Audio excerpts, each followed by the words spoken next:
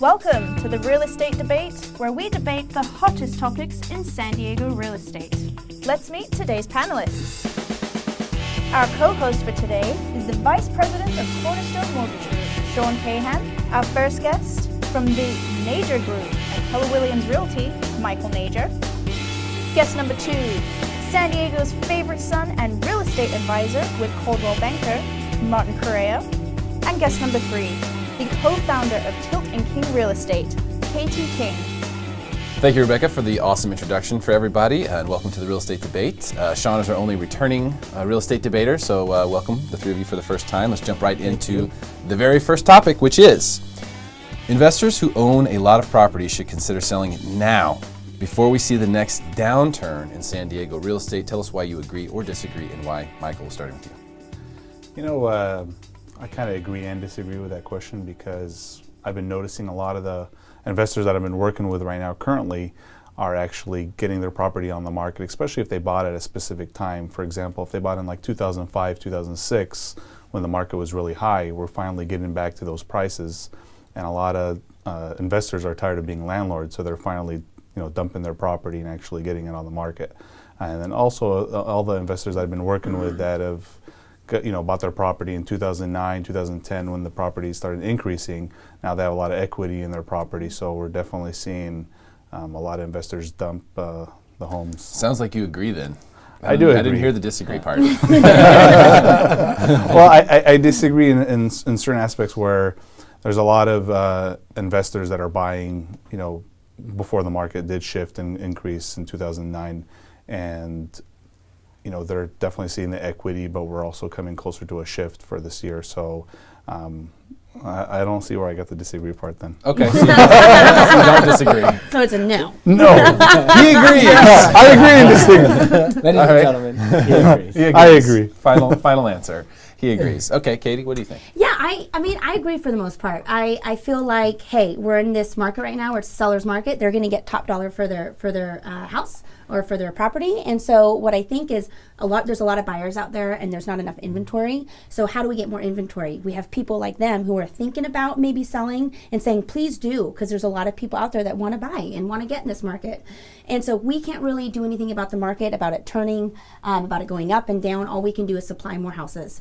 The only part where I disagree would be if they were obviously for their personal reasons. If they're making good money renting it out and they're happy with their cash flow, then obviously if it was my own mother, I would say, Mom, if you're making a substantial enough money that's actually paying your bills, then don't do it, because that obviously would not be benefiting them personally. But for the overall majority of the population of people, please go ahead and put your properties on the market and give us more properties for people who are wanting to buy in San Diego. Okay. Yeah. All right. So she agrees. Yeah, as well. I'll say 90%. Okay, 90% agree. Yeah. All right, we'll take that.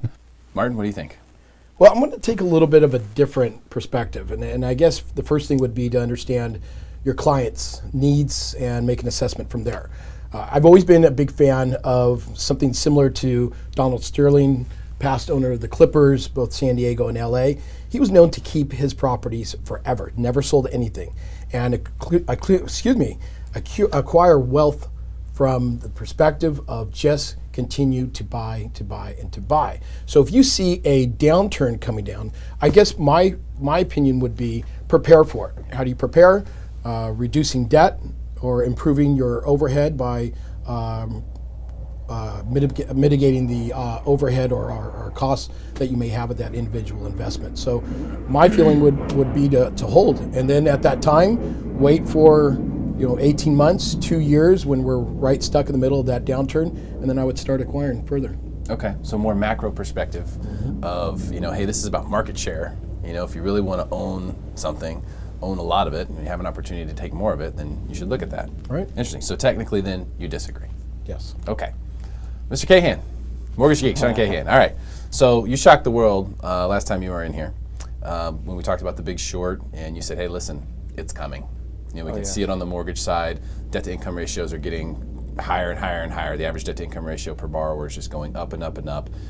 There's, this is fragile. It's much more fragile than people realize. They're starting to sell CDOs again. They're calling them something else, tranches, to something ridiculous. It was ended with the tranche. Yeah, tranche, something tranche that they're calling these things. I know you're a big investor. as well. Not anymore. Not anymore. So you've sort of, I know where you stand on this because you've come on the show before and said, in fact, before you did it, you said, I'm just going to sell all my properties. Have you sold them all? Yes. They're all gone? Well, no, I have 3 commercial properties, but they're listed right now for sale too. So you obviously agree with this. Tell us why you agree with the idea of investors selling their properties right at this moment. I'm going to go back just 1 second and go to a book that I read called How to Build a Real Estate Empire. And one of my clients was a section of the book. And so what I did was I started reading through it, and then one of his colleagues, you know, a huge real estate investor, I think he's worth like 160 million, they said at the very end, what did you do wrong? And he said, the only thing that I ever did wrong was that I sold some of my properties, right? So going back to Martin and agreeing with Martin and saying, who are we listening to? We're talking to a person that owned the Clippers. Yeah, he's never going to sell. But the average American needs that equity and to build their net worth. So if we're taking it out of content and going with a mass majority of individuals, we don't have the money just to continue to buy real estate and to buy real estate and to buy real estate. What we do is we, ride a wave. It goes up, we take our equity back out. Hopefully the market comes down a little bit. We go and buy more property. It goes up, we buy and we sell, and that's kind of our mode. Right now, I think that sometimes on the DisAgree side is that the rents are going up, and people that bought in 2010, 2011, 2012, they're really getting a really nice cap rate on their investment. Right. Just because it's gone up, they bought it low. But also at the same time, it would be nice to, hey, take our earnings, pay those capital gains tax. I mean, capital gains tax, what happens if it goes up? They're talking about it going up, right? Hey, I wouldn't mind paying 20%. I'm paying 20% on all my capital gains right now because I just want the cash. Because if something does come, I'm going to be in a better position. I always say you can never sell too early, you only can sell too late. And I think a lot of investors are holding on to it and saying, well, I'm getting a really good cap rate right now. Great, ride that cap rate. Cap rates have come down. Why don't you sell that thing at a high, price where everyone's like, hey, I'll pay $400 when this thing is only worth $350. Take that, pay your capital gains, and then hold on to the cash. So I say, I agree, sell it. Well, I think too, we don't have much room to build new construction. So that's another complaint that we've been having in the market is where are we going to build? Because we need more inventory. Because with that said, that it's a seller's market right now. Prices for homes are pretty high, and the reason for that is we don't have enough supply. So and we don't have room for new construction. So that's another thing that I agree too is that if you can sell it and if it's okay with you and you can make a little bit of profit personally for those investors, then why not be able to provide for people who are wanting to get into the market here in San Diego? And that'll actually help the market. It'll help prices go down a little bit. It might, and I'd say also be prepared for a backup plan. Like if you sell and prices just keep going up for the next 3 to 5 years, what are you going to do with your money? Cash is giving you nothing. So have a backup plan of some sort. What else are you going to do? Right. Don't just expect that you're going to get it right. Maybe you'll be right 10 years from now, 5 years from now, 3 years from now, 2 years from now. Who knows? But if you're not, what are you going to do in the meantime, and what are you going to do as an alternative? I think it's important to look at the type of investor, obviously, in a situation like this. When we make a statement like, hey, should I sell my investment properties right now? If you have a property that's free and clear, you got a good tenant in there, they're writing you a check every month. Right. You may just want to hang on to that. Yeah, there's no cost of the asset. Yeah. And I would even go so far as there are people that count on that income, especially in the twilight of their career. So you really have to understand your client and their position where they are as far as their long-term plan. I still go back and look at some of the data. They're talking by 2040, we're still going to be short 25, 30,000 people as a result of the surge of people moving to San Diego. And again, I just think that is an investor's dream. Now, you also have to understand San Diego is comprised of submarkets.